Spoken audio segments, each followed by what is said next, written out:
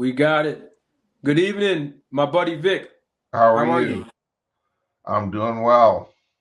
I'm doing great. We're glad to have you. It is evening where I am, and I believe it is afternoon where you are. So good afternoon to you, Mr. Victor. Yeah, let me first of all say that I'd like to thank Rachel Donaire for helping me get on here. I'm not real computer savvy, and she kind of walked me through the steps so that I could come live to talk to you. And let me also take this opportunity to clearly tell you and all of your viewers there that the reason I'm here is because of Rachel Donaire. And that's how I learned about your site. And apparently, you posted a couple things about me, and she text messaged me these, and she said that she knows you, and that she suggested that I chat with you.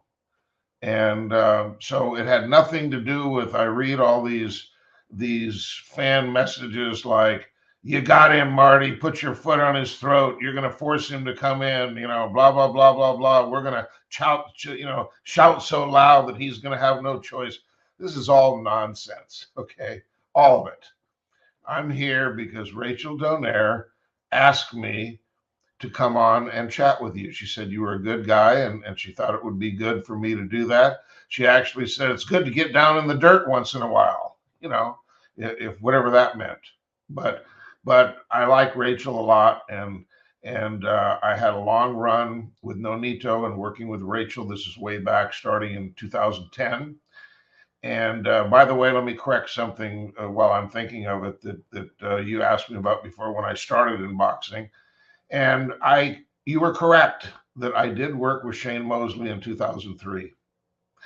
However, that was a part of the whole Balco scandal, and I do not consider that a part of what I call Act Three, which is since I started with Andre Ward for a couple fights in 2009, and then Nonito and Rachel were good friends with Andre, and they somehow I lost your picture, Marty. I don't know. Did you turn yourself off? I guess you're gone, Marty. Are you still there? So I don't know. Maybe we have a technical. No, You went, yeah, yeah. you went away for a minute. Yeah, I'm here. It was a call that came in. I am here. I heard everything that you said as well. Okay. So anyway, that's really when I started this what we'll call Act Three, which was in 2010. I met Nonito at a bank, and they were living in the next city, Belmont, to where I live in San Mateo. And I met Nonito at a bank, and then I went to the boxing gym and met with him and some of his trainers and Rachel. And then within a couple of days, Nonito got his blood drawn, and we put together an individualized program for him. And then we brought in track coach Remy Chimney, who works with all the boxers that we work with. And we had about an 8-fight run. And so, I've recently advised Rachel a time or two on some of the testing that she has continued to do. And let me give credit where credit is due. Way back then, when VADA was first founded in 2012, Nonito Donaire was the first boxer ever to do 24/7, 365 testing. Okay. He actually did it 2 years in a row. The first year I sponsored not only Nonito, but shortly thereafter, Edwin Rodriguez, and then who fought Andre Ward. But Rachel and Nonito continued on thereafter doing 24/7, 365 and funded this themselves. So Nonito is a clean athlete. He's always been a clean athlete. This, what we'll call anti-doping movement that got started then, both Rachel and Nonito deserve credit because they were some of the very first ones. The very first picture of an athlete on the VADA site was of Nonito wearing a VADA logo on some shirts that we had made. So I have a long relationship with them. And so I just wanted to clarify that knowing her all the length of time that I have and the work that we've done together, her vouching for you is why I'm here. Not because I feel any need to address anything that anybody has said. I do think it's a good idea for me to come here and answer and be open and address any of the questions that your people have. But the hostility does not need to be there. And as you have stressed, it's a good idea to be professional, to be open.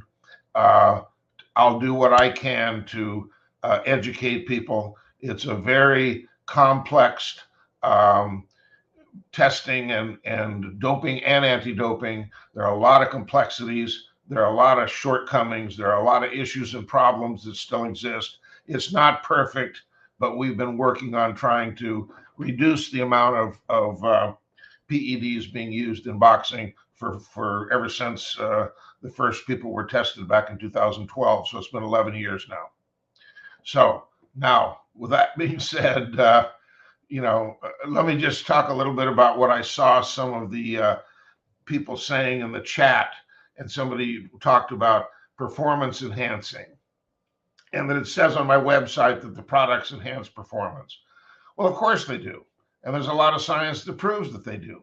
But what people fail to understand is substances like caffeine, a central nervous system stimulant, has been proven to enhance athletic performance.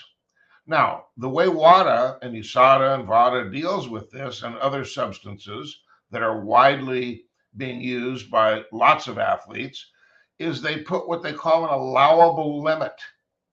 So let's just say that for caffeine, that's 1,000 milligrams. Well, each cup of coffee, regular coffee, is 50 milligrams, espresso is 150. So as soon as you drink enough to be like 20 cups, which puts you over 1,000 milligrams, you will get a positive test for caffeine.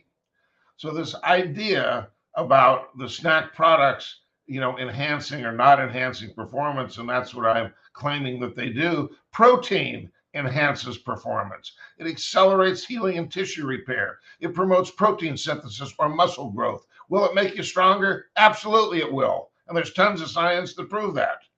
So there seems to be some misunderstanding about, legal performance enhancing substances and what we'll call prohibited substances, not all of which are tested for by VADA or USADA.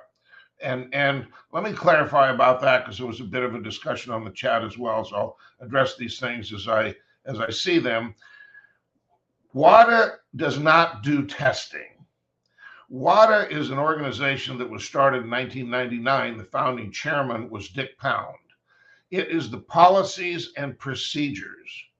I actually met with a lawyer named Rich Young in 2005. He's one of the attorneys that co-wrote the WADA code. There are about 35 laboratories throughout the world, and they provide the accreditation. They go and they make sure that they run standards and that they're producing accurate results, okay? Then you have national governing bodies. That's what USADA is. That's what UKAD is in the UK.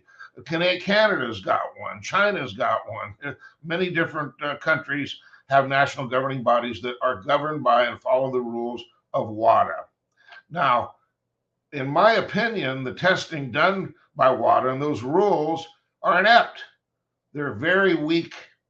And the reason is because they have two sets of prohibited substances, and I'm talking about USADA now, and UKAD, comparing to VADA. And they have a certain list that they test for on fight night, and they have another list of out of competition that they test for on training camp. Well, I'm here to tell you today that 84 substances, all stimulants and all narcotics, are not tested for by USADA or any WADA accredited lab, UKAD, or any others. So talk about a giant loophole. You can use phentermine that Oscar Valdez tested positive for, which is the most prescribed weight loss drug in the world today.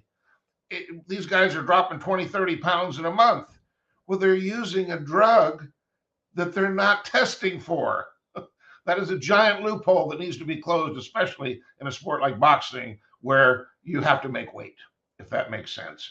Now, let's talk about, I said there's two, fight night and in competition and out of competition testing.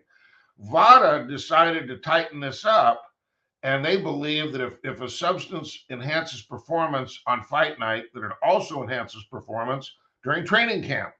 So when you sign their enrollment form, it says that we will test for all prohibited substances at all times. So there's a big difference, okay, in what USADA is doing and what VADA is doing. VADA is far more stringent. Now, I'm going to also point out there is a huge problem with VADA testing as well. And what that is they only test for periods of time agreed upon by the fighters and promoters and whoever's going to pay for it before a fight.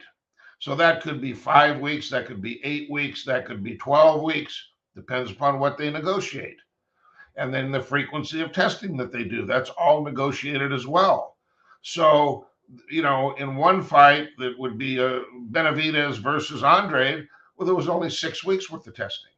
But when you have Spence and Crawford, there was 12 weeks worth of testing.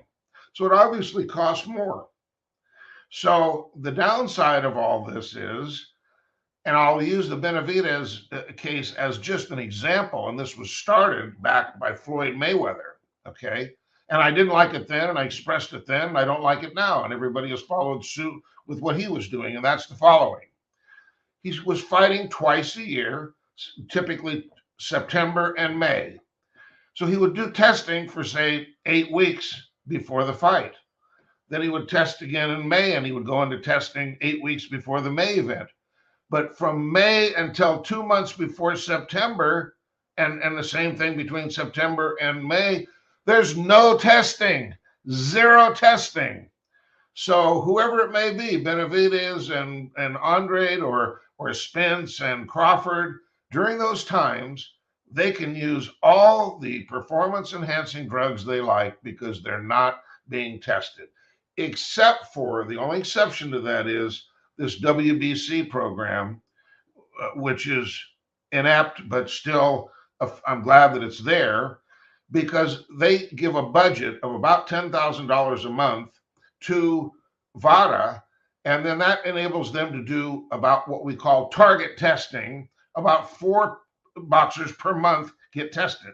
A specific example of somebody they busted using the clean boxing program was the very first test for Conor Benn. The second test was done by VADA because he selected to sign up and pay through Matchroom to do VADA testing.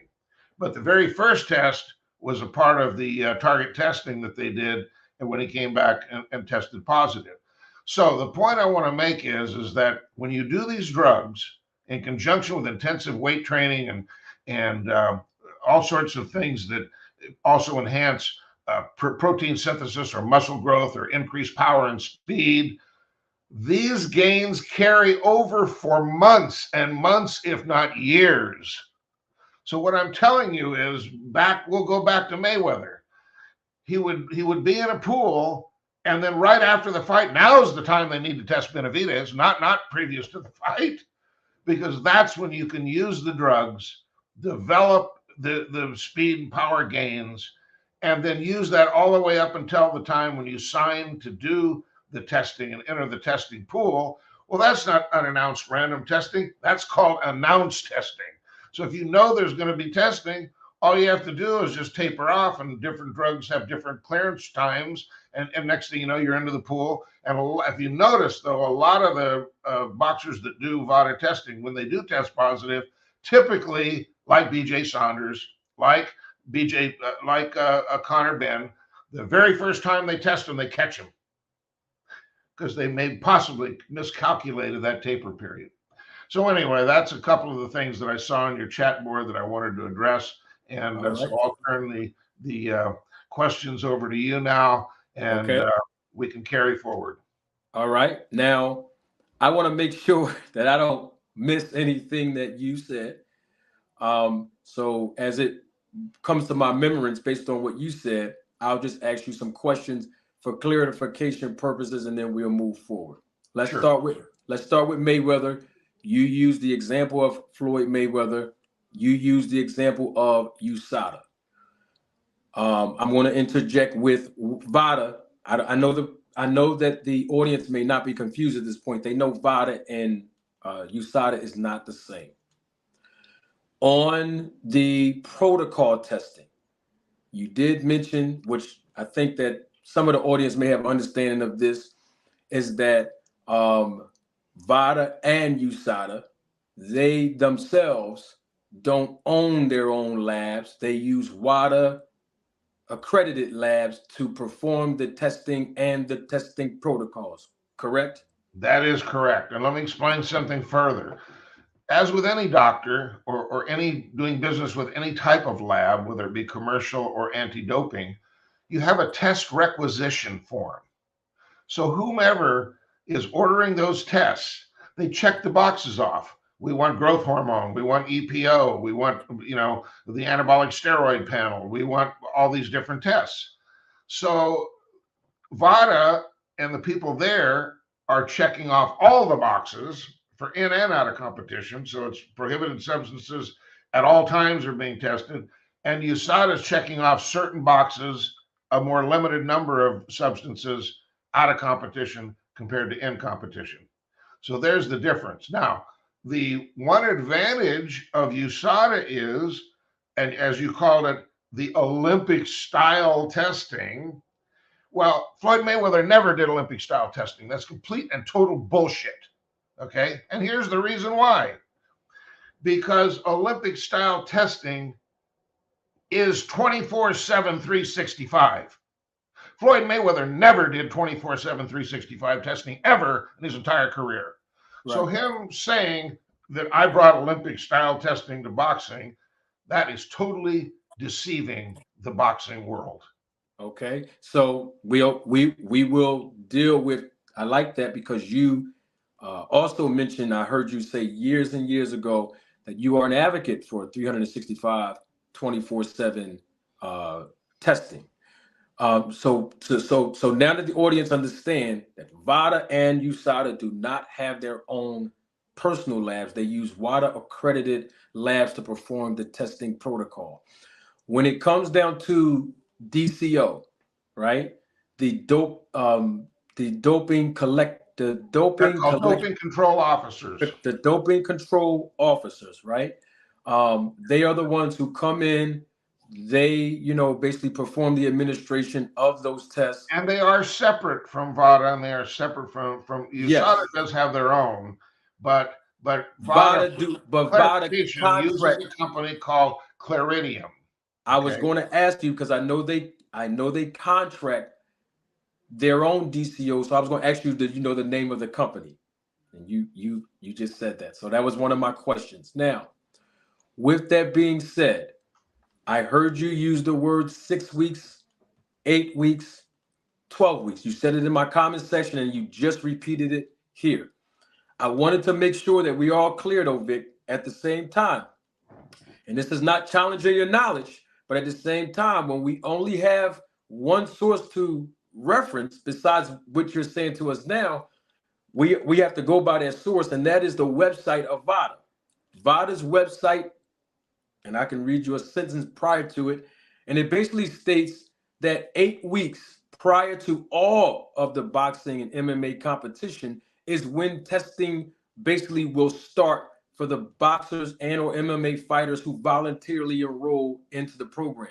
I haven't seen that statement, but let me say that if it is there, that it's incorrect. I'll read just the piece of it. It says, professional athletes will volunteer to be subject to unannounced testing at any time during the 8 weeks prior to a scheduled fight. That's what's on I would say website. That may be an average. But I can tell you that Canelo versus Plant was 12 weeks. Yeah. We had longer for Spence and Crawford. Okay. And I know that there's been shorter periods of time. And let me bring something else up here that is really a problem in my mind, okay, about anti-doping in boxing.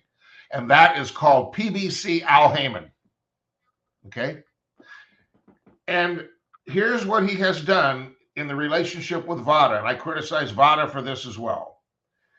He put a muzzle rule on them, meaning, if you notice in the Twitter thread, that Matchroom and and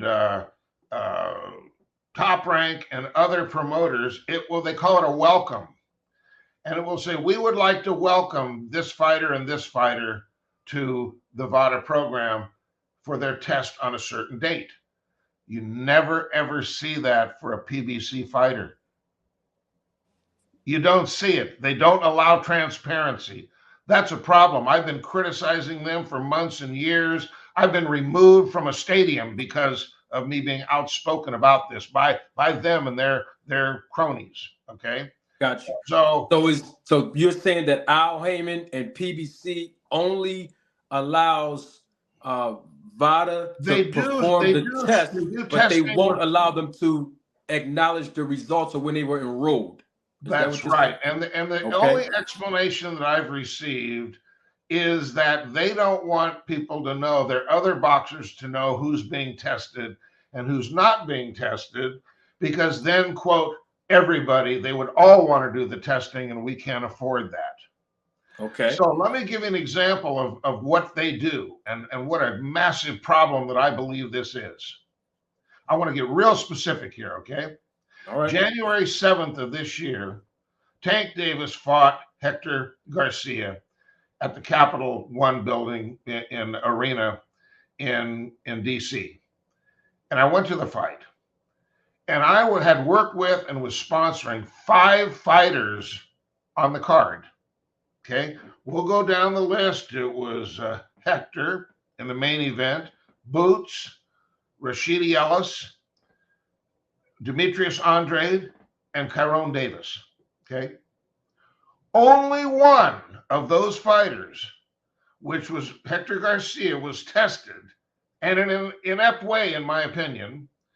A few weeks out from the fight, they were tested 3 times during camp and 1 time on fight night.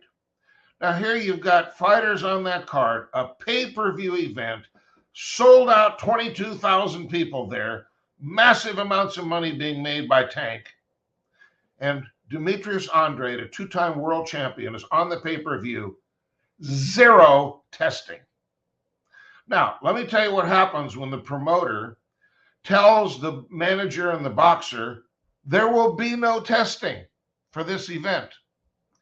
Do you think they may be inclined to use drugs when they know there's not going to be any testing?